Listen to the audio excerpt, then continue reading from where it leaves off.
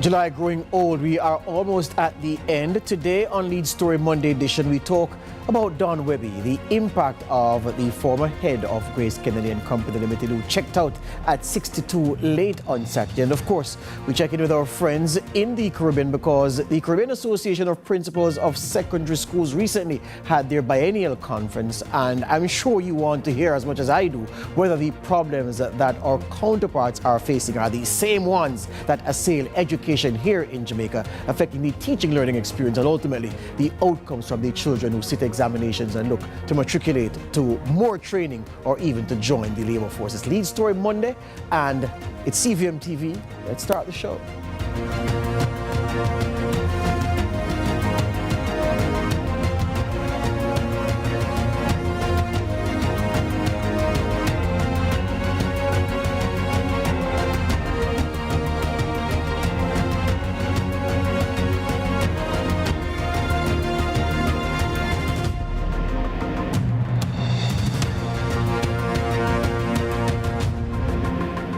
Welcome to Lead Story on this Monday here. This is CVM TV. My name is George Davis. So today, my opening gambit, which won't be long, will be spent reflecting on the life of Donald George Wehby, the former CEO of Grace Kennedy and Company Limited, who died last Saturday, aged 62, after a period of illness. He was a former cabinet minister. He is a titan, or was a titan of business in this part of the world, not just Jamaica, this part of the world. And of course, for those who love sport, they would know that he was an avid racehorse owner and breeder, and his Atomica not too long ago was the best horse in the country. Nika Lewis has been reflecting on the life of Don. The Honorable Donald J. Wehby, CD, OJ, transitioned at 62. He was a noted businessman, politician, and family man who passed away surrounded by his family at the University Hospital of the West Indies on July 26. And though it came as a shock to many, the Government Senate caucus, of which he was a member, in expressing sympathies, said it was public knowledge that he was ailing for some time. They, however, had hoped for the best. Confirmation of his passing came late Saturday evening, with the Prime Minister sharing on his social media, mourning the passing of, quote, the respected government senator, who he hailed as a visionary leader whose influence spanned both public service and private enterprise.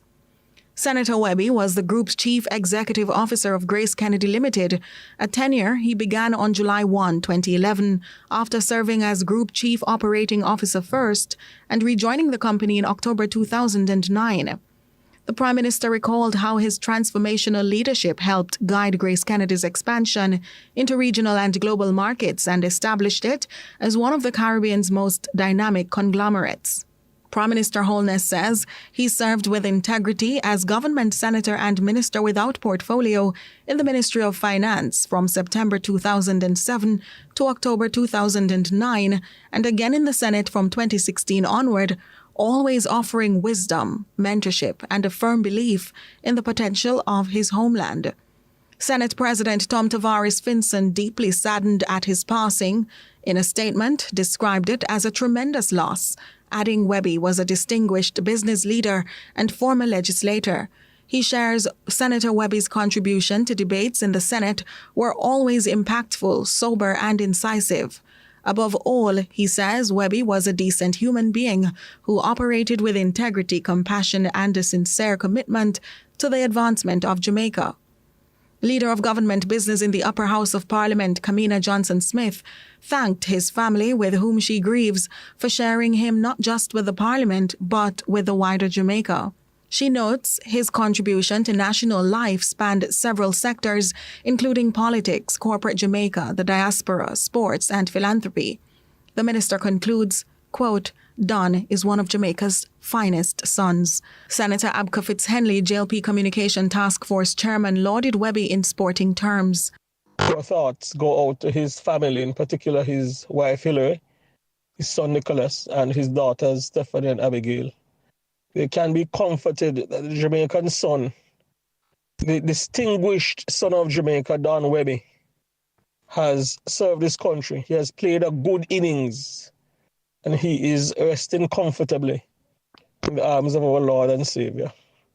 We're shocked in the Jamaica Labour Party concerning the loss of Don, but we endeavor to honor his tremendous legacy. A legacy that transcends political lines. PNP President Mark Golding sharing Wehby was a friend whose bond grew from Golding's time as a director on the Grace Kennedy Board and as legal counsel on various transactions. In a statement, Golding, in offering condolences, shared Wehby's passing represents the close of a chapter of national service. He says Wehby played a meaningful role in Jamaica's recent development story. Nika Lewis, CVM News. Rest well, Don Wehby. After the break, Diane Abel-Jeffrey.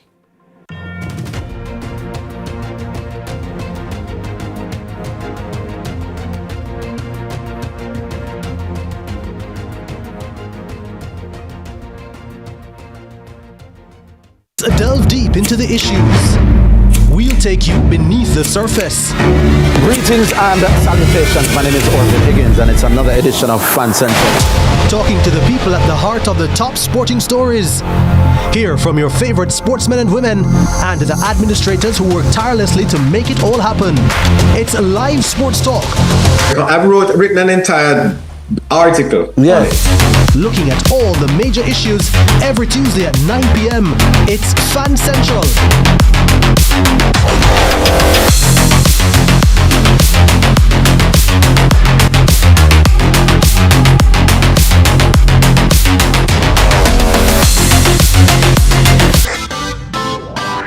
Every dream conquered is another dream game. I land and I fly again like a jet plane. Headed straight in your direction. 'Cause I'm wiser, one step closer. I'm winning 'cause I work so hard. And the music keeps on playing, and the people them I say we are my show tonight. Oh, what a feeling! Don't stop dreaming. Keep on believing in the power of the feeling. Whatever you want, take a chance. Song in your heart, step in your dance. You got a spark, don't fit the dark, shine your lights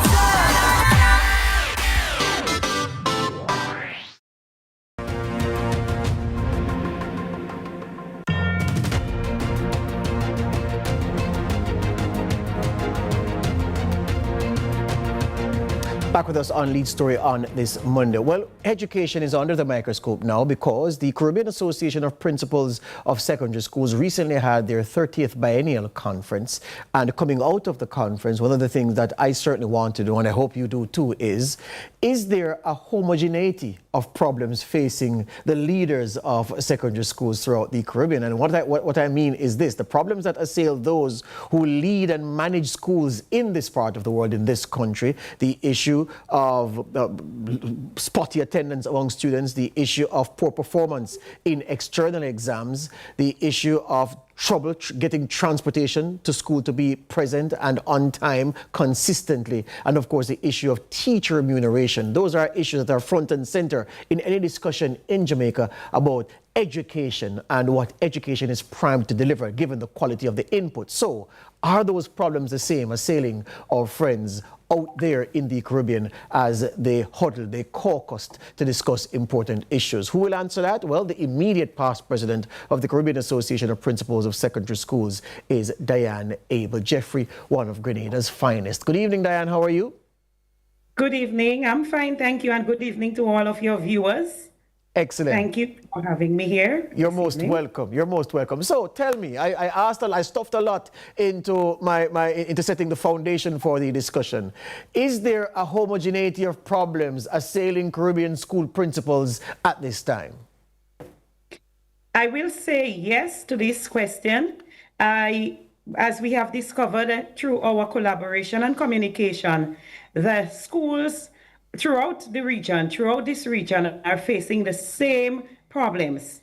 We have the challenges of getting our students to perform at the top, especially in mathematics. We also have those problems of students not being able to acclimatize themselves to some of the subjects that are on the program currently, especially the technical ones, where they are, because of the culture that exists, many of the students are opting, or the parents are encouraging the students to opt to do the traditional academic subjects, and many of our students are not really getting into the new subject, the vocational subject areas, which are very important these days, especially as we prepare our students for the world of work, and to be able to be lifelong learners, to be able to be productive citizens. They have to understand that it is not just about certification anymore. It is also about being able to function effectively, to carry out the tasks that they are expected to carry out to ensure that society performs excellently. Yes, yes. Let me ask you, Diane, I thank you for that opening.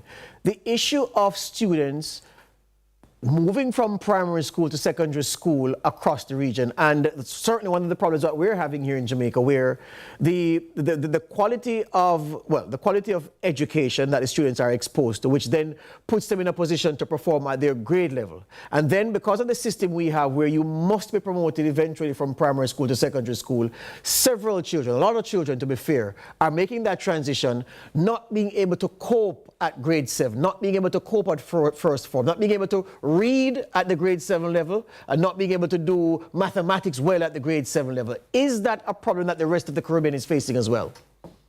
Indeed it is. And this is what I'm saying to that opening, that they are not able to acclimatize themselves to what is expected of them.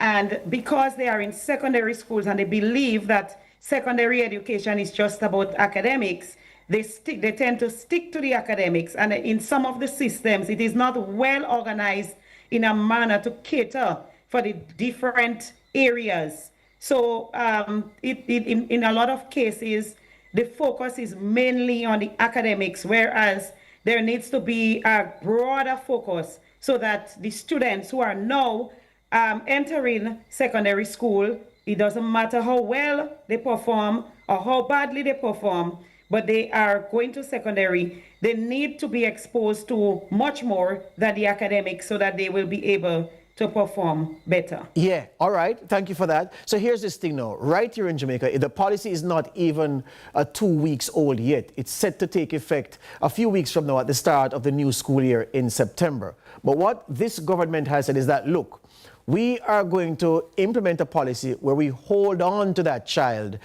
in primary school to do some remedial work to ensure that they can, as you say, manage to handle themselves at the requisite grade level that they're at. In other words, keep them back, hope that with remedial classes they'll be able to read at the grade level and do math that is grade level appropriate. So it's not an automatic passage through to secondary schools and then transferring the problem from primary school to those teachers who the child will be exposed to in secondary schools. Is that something that the rest of the Caribbean is either doing or contemplating doing? Well, as far as I know, it's not something that is being contemplated at this, well, maybe it's contemplated, but it's not being practiced at this time in many of the Caribbean islands, because the students are, the systems are actually following the up and out policy, and the students having to go to secondary school, it doesn't matter how well they perform. But I believe that this policy is a policy that could be beneficial to our education system in the Caribbean, because we need to focus on quality learning and not just that students are going through our education system and coming out of the education system, not really being able to do what is expected of them.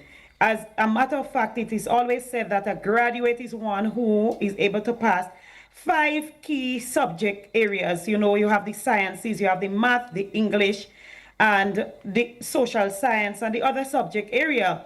But in many cases, the students are not able because they're struggling with numeracy, they're struggling with literacy, yet they are being pushed through the system and coming out of the system after the 5 years, and sometimes possibly maybe 6 years, because maybe in some instances they would be allowed to repeat a level. Yes. Very rarely though. Yes. And they come out of the system not being able to perform many of the tasks that they are expected to perform, and not being able to even further their education at a higher level because they do not meet the qualification. Hear you on that. Hold the line for me right there, Diane Abel Jeffrey. Much more after this break. This is Lead Story Monday edition, talking about the problems that our Caribbean Association of Principals of Secondary Schools are all trying to solve in their individual territories.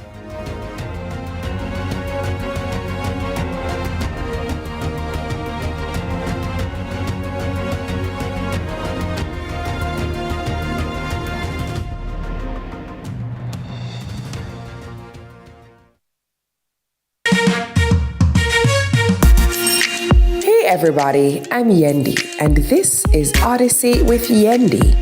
In this space, we connect with some of your favorite people as they share their journeys. Here we have some unfiltered conversations as we deep dive into their inspirations, motivations, and experiences to inspire our own life journey.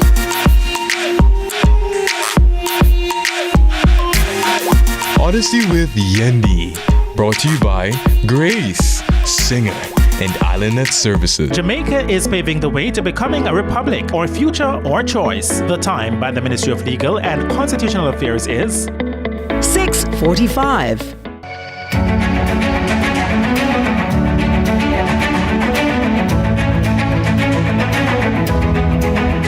Join us next week when we conclude our discussion on the growth of Chocolate Dreams and how it has benefited from various initiatives undertaken by the Tourism Enhancement Fund, the TEF, through the Tourism Linkages Network.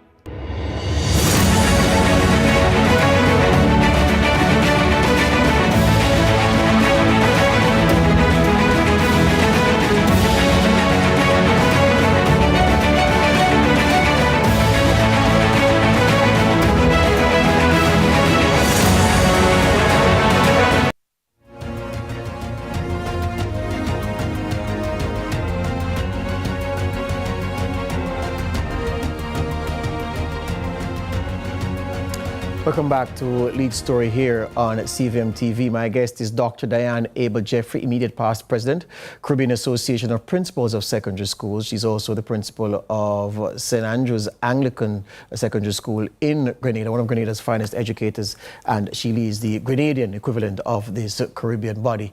And she's an authority on the French language. You're listening to her speak and you're saying, Grenada, George? And I'm saying, yes. She's so good that the French is decorating her dialect. And of course, she's Grenadian through and through. Dr. Abel Jeffrey, welcome back to Lead Story. May I ask this? There are so many things to talk about because I want to know what are the key decisions that your colleagues would have agreed on to pursue coming out of the conference. Well, let me squeeze in this first.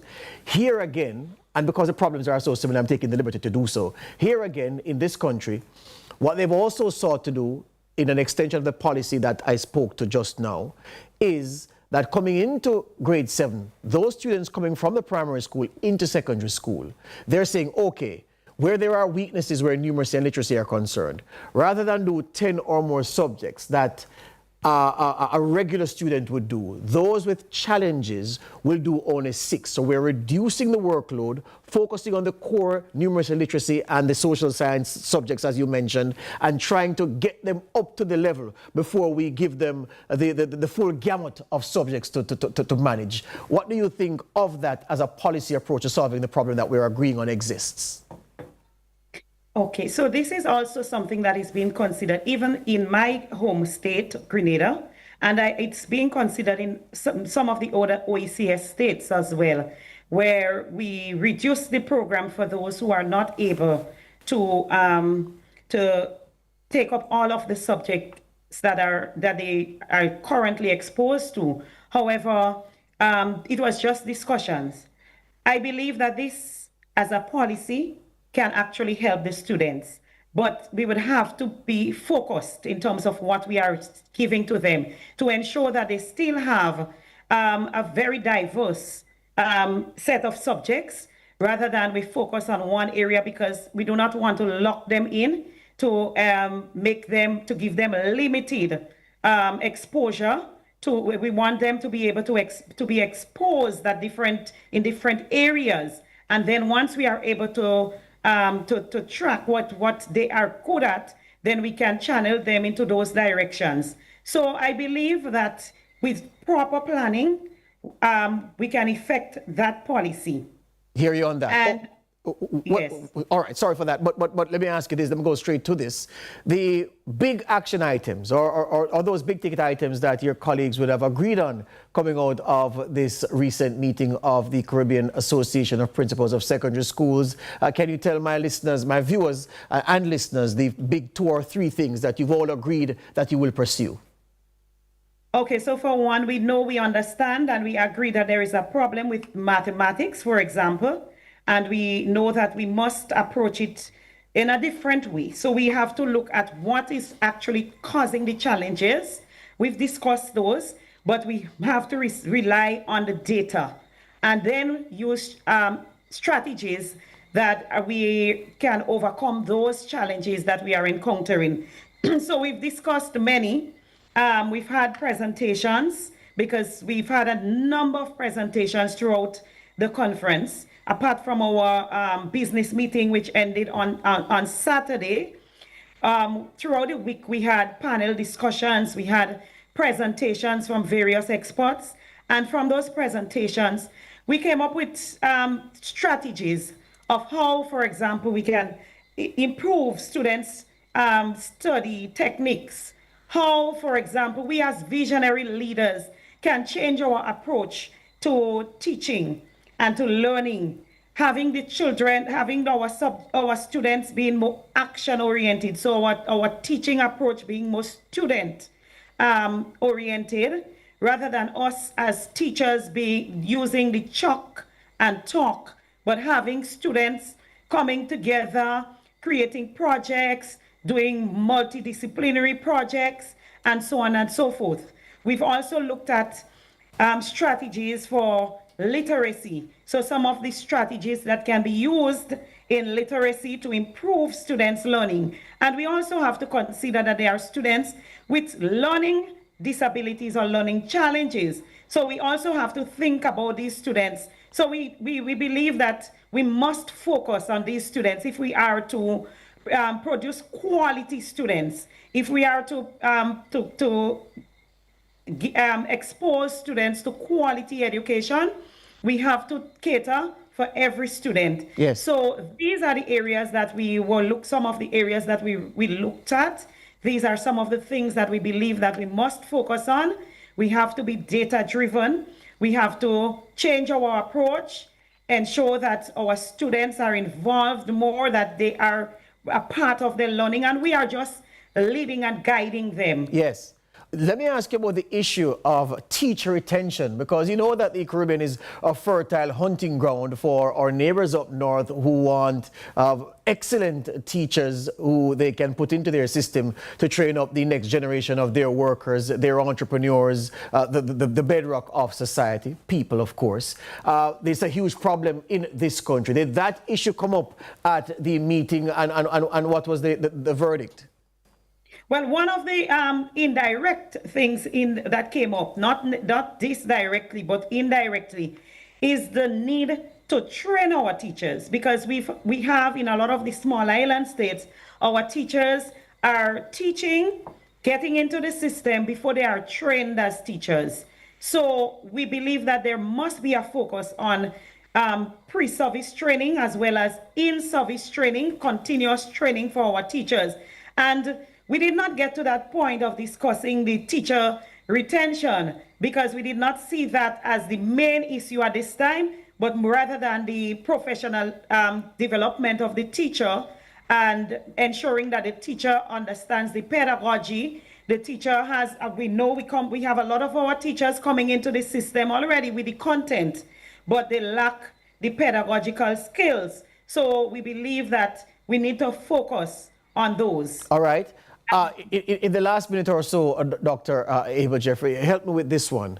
The student of the 21st century is much different from when I went to school, and certainly when you went to school, different generations. But the student now is much different. I won't say more informed, but more information available to them, far more easily accessible.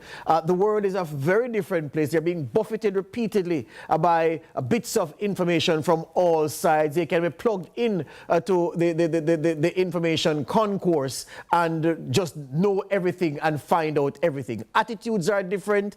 Their socialization is different.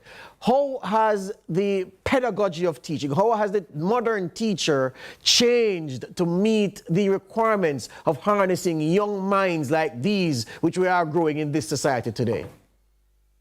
Okay, so you're so correct that everything has changed, and we as educators also have to change, adapt to those changes. So one of the things that we also focused on was the use of ICT, the use of information technology, the technologies to encourage more interesting lessons. We encourage teachers to embrace the technologies that are out there because the students are already exposed to those technologies, and rather than close them off and see them as, for example, we have the AI, the artificial intelligence, and we believe that we can harness AI to assist and support students in learning. Yes. But we ourselves have to understand it and embrace it. Yes. And we have to guide the students through Yes. so that they will not just regurgitate, yes, but they will be able to use it effectively yes. to facilitate their learning. Hear you on that. I'm out of time, Dr. Diane Abel-Jeffrey. Fascinating discussion. Thank you very much for your time. Wish you